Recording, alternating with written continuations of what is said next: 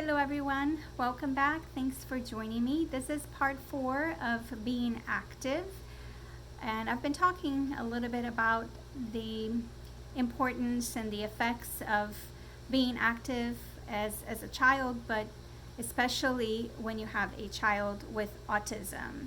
So I'm glad that you're interested in the series and that you've come back. If you have watched my other videos, I kind of left off on the part of that we had joined our swim team. The kids had already learned how to do certain things through private lessons, and then we were starting to compete and do swim meets. So how did we fall into the world of triathlons? Well, I received an email from my husband out of the blue one day with a copy of an invitation to a kids triathlon in the local community, and it just said, "We are doing this!" exclamation point. So as my history would tell you, a lot of the things that we had done were just decisions that were made overnight, and we just had to go on and adapt. And that's what I did. Tried to look into a little bit more about triathlons. I wasn't that familiar with the sport. I did have confidence in the kids as far as being able to swim.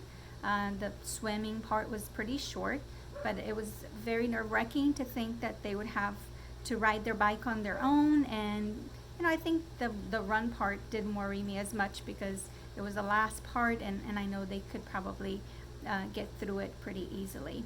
So that's how we got started with the swim, bike, run life, and we're still at it. Not so much in person right now. We've been doing some virtual stuff, but hopefully in the near future we'll get to sign up for another try. So from the very first triathlon that we signed the kids up for, I was very, very nervous. I probably did not sleep very well the night before, just not knowing what to expect. But based on the rules, parents are not allowed to accompany their kids. So basically you leave them, check them in, leave them at transition. They stand in line with the kids, line up by the pool. They have their body marking numbers. They have lots of volunteers. That's the one thing about all of the events we participated in with the kids, is the fact that they're all very organized, and lots of volunteer parents that have done triathlons themselves. They supported my son when his bike broke one time. They go all out to make the kids feel safe, and also encouraging them to put on a great performance. And it's just really for the love of the sport, which I really, really appreciated.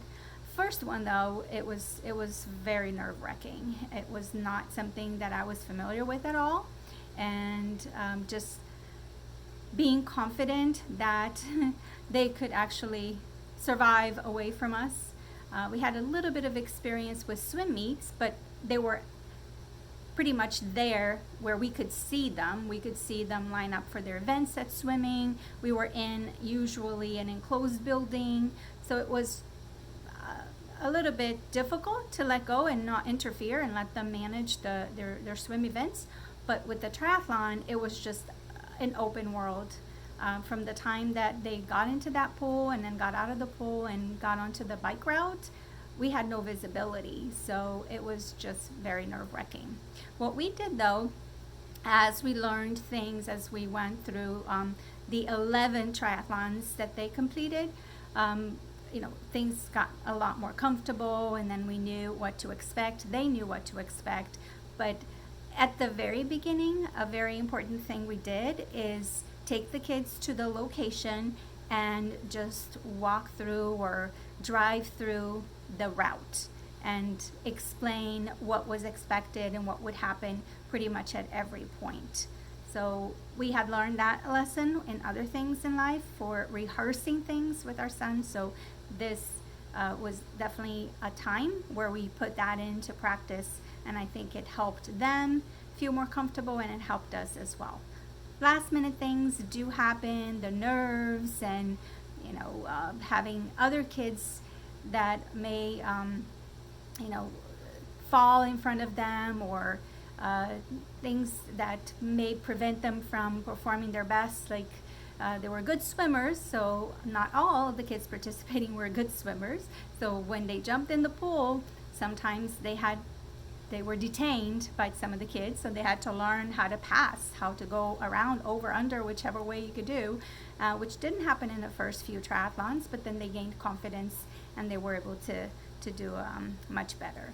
So definitely triathlons have been great for us. It may not be the right thing for your child, but if there's one message that I want to pass along with this video is never really underestimate your child, especially your child with autism, because with our fears and with things that we're not familiar with, we feel like, well, they'll never be able to do that. Well, they are.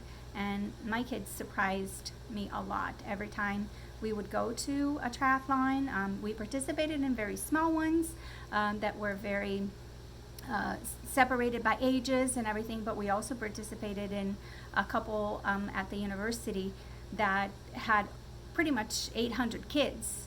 Again, very organized events, but it was a lot of people, a lot of noise, just a lot of bikes.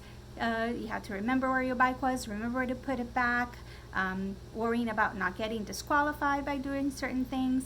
So there's a lot of skills that they could practice by participating in an event like this. And my kids were never in it for the prize.